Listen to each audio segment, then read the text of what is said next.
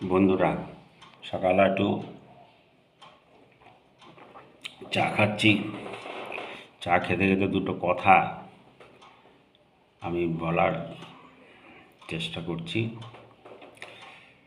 আগামীকাল 25শে ডিসেম্বর বড়দিন, কাল থেকে শুরু হবে, আগামীকাল থেকে। তা তোমাদের নিশ্চয়ই, আমরা ছোটোবেলায় আমি পিকনিক করতাম 25শে ডিসেম্বরে বড়দিনে, খুবই আনন্দ পেতাম।